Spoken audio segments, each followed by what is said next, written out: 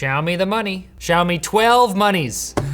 Xiaomi is here with the Xiaomi 12 Pro, their 12th Pro phone. I don't think that's right, but we're gonna go with it.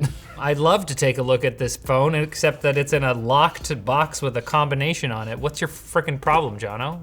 What are you doing this to me? Everything. What is this? What am I supposed to do? Answer my riddle. I did not sign up for this. A few moments later. Hey. Well, that was almost too easy. The Xiaomi 12 Pro. Sound by Harman and Kardon. They got both of them this time. And 5G connectivity because it's got the Snapdragon 8 Gen 1, which I think comes with 5G by default most of the time, unless they disable it. This is the Pro. I think I was expecting it to be more of like a budget flagship option. This phone is aiming squarely at the S22 Ultra and the Pixel 6 Pro. I'll take the thing off first. Whoa, you know what? This happens to me every time on Short Circuit. I don't care about the actual finish on a phone, but then I take off the wrapping paper and I look at the back and I'm like, that looks pretty nice. Sometimes I can understand why people would want to not put a case on their phone, even though not putting a case on your phone is objectively stupid. They did the science. The science is in, I'm sorry. The Xiaomi logo like leaves a little shadow. You can see it now? You can't see it, you're lying. No, I saw it once. The point is that's kind of cool. What else comes in the box? They give you a case with it. Is that normal or is that for us? For this phone, that's the problem. What's that? Who's gonna make a case for this phone? That's rude. Very few people. Got some papers that probably say, careful, don't take a bath with it. IP68, water resistance. So that means you can take it for a bath. But none of these companies are gonna tell you to take it for a bath, but I am. Just kidding. Don't do it. Should I put the case on? No, gross. Looks cheap. You want other people to know that you have an expensive phone? Is that the aesthetic of the phone? Wow. Whoa. I'm also angry about this. This is the 120 watt charging brick. This thing's huge. And also in the box we have a USB A to C. So on the back we already had like a little bit of a look at it. The cool like design on the camera module. You ever seen lines like that, Brandon? No. Never in my life. So on this side we got the power button and the volume rocker. On the top we got mic, some holes, the speaker things. This thing apparently has a quad speaker setup. We'll test that out. I mean, like there's definitely one on either side. Over here, absolutely nothing. On the bottom, a dual SIM card tray as far as I'm aware, but no micro SD card. USB Type-C for charging and the other speaker grill. Let's turn this sucker on. After this message from our sponsor, Vessi. Vessi footwear is known for being lightweight, easy to pack, comfortable, and most importantly, waterproof with its Dymatex technology, and even more importantly, on my foot. Their everyday move lineup is made to keep up with your active lifestyle with its added support at the midsole and better breathability. It also has a pull tab to take them off and put them on with ease, and it's made creature-free, so you can take each step in them guilt-free. Trust me, you'll wanna wear these puppies everywhere. Keep your feet dry and save 25 bucks with offer code SHORTCIRCUIT at vessi.com/shortcircuit. The display we're looking at, 6.73 inches, 20:9 aspect ratio, and it's 120 hertz refresh rate, like most of the big old flagships we're dealing with nowadays in terms of iPhones and Androids. And like those other ones, it's supposed to have like an adaptive sync thing where it like will adjust the refresh rate depending on what you're doing. LPTO AMOLED, 3200 by 1400 pixels. Now you have all the information. We got 1,000 nits sustained, I believe, and 1500 peak brightness, which is actually the same as the fancy old mini LED iPad Pro that came out last year that everyone was making such a big deal about the brightness and the contrast and the dynamic range and whatnot. That's pretty impressive to see like basically the same capability in a handheld smartphone. 480 hertz touch sampling. I don't know what the touch sampling is for the main phones because I haven't paid attention. But that's more than 120 hertz, I think. Wait, what battery are we at? 38? I wanna plug it in while I keep talking and then we can like time it. Now look at this, 38 point, that you can see the percentage going up. That's pretty cool. I feel like all smartphones should have that. So Xiaomi claims that their fast charging technology can get the phone to 100% in 18 minutes, but they also have an ability to enable a constant temperature mode. which I guess will make it like a little bit less hot. And even using that, it'll get to 100% in 24 minutes. And they also have like 50-watt wireless charging, which I think we were saying is faster than the Galaxy S22 wired charging. These are all on paper claims, you know? So this is short circuit. The phone apparently also has reverse wireless charging at 10 watts. The UI here, I don't remember ever using Xiaomi, like their I think they call it MIUI, which is their flavor of Android. It's Android 12 here, apparently. I haven't looked at the system, but that's what it's supposed to ship with. And they have their app drawer that's split into different categories, so that's pretty cool. I like the sort of transparency. That kind of looks like Samsung's deal. Will it charge my Pixel 3?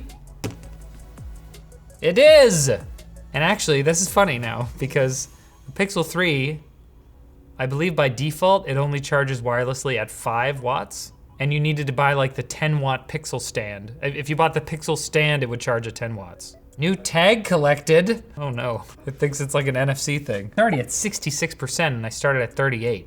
And the phone is getting a little warm. My only criticism is, make this a regular plug. And then I'll buy this phone. Is this available in North America? No. No. All right, time to take a look at these fancy cameras that they make such a big deal about. 50 megapixels each. The S22 Ultra has a 108 megapixel main camera, but the Pixel 6 has a 50 megapixel camera, just one of them. But I think this is the only phone that I've seen, correct me if I'm wrong in the comments, with 3 50 megapixel sensors. This better be good. Brandon, what should I take a picture of?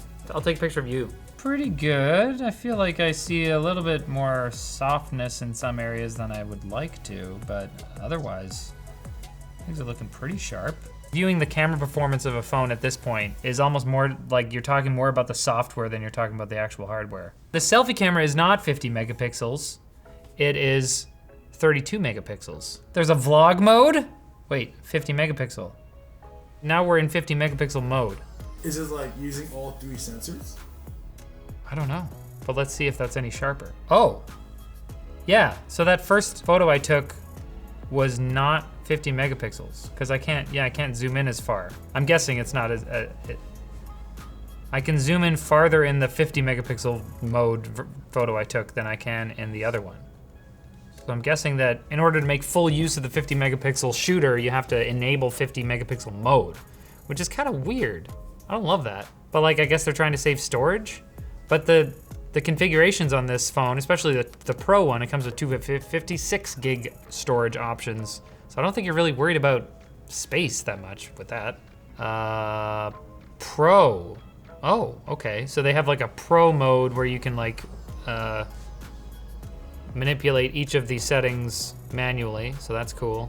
Oh, they have manual focus even. Selfie time. So I'm not seeing like an extra wide option here, but this already looks like plenty wide.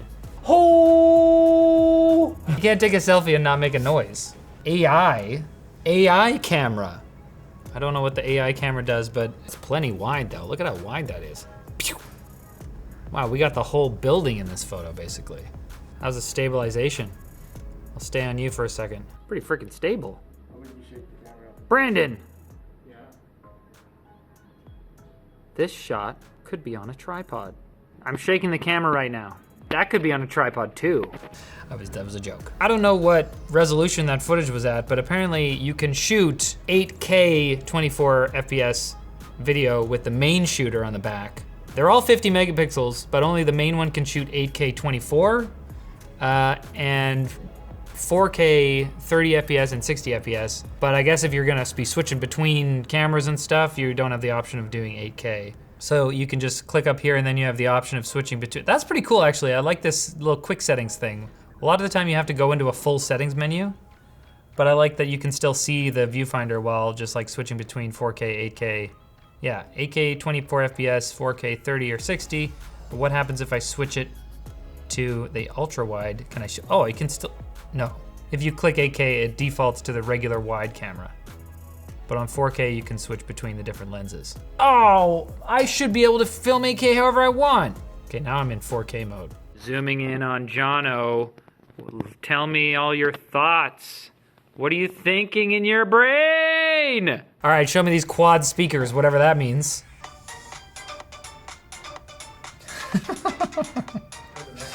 This gives me such joy every time we do this.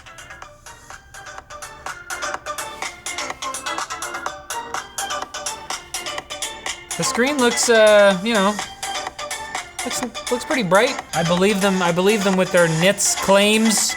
Definitely loud. Like we're shouting over it right now. As far as I can tell, like maybe they have like 2 speakers in behind each of the grills or something. The phone does like seem a little bit thicker than some of the other flagship phones we're seeing these days. So maybe they had room to stick 2 speakers per grill. One thing I also didn't say earlier about the display was that there's like a little bit of an edge going on, which most other manufacturers have kind of stopped doing. Many of them have anyways. The speakers were, I mean, about as good as I'd ever heard in a smartphone. Maybe the iPhone might be a little bit better because we were yelling over it. Yeah. The one big question, the most important question in my mind, the price. And this one is 1,100 euros. I think, for the 128 gig model and 1,200 for the 256 gig model. We don't have official pricing info from Xiaomi right now, but that appears to be what it is. There is a Xiaomi 12 and a 12X that we didn't get, and I think that one starts at 650 euros. So there are some, if you are like, oh, I definitely want a Xiaomi, there are some options as well, but at 1,100 euros, probably look elsewhere if you're looking for one with like a much better price to performance ratio. But I am impressed, especially with the charging.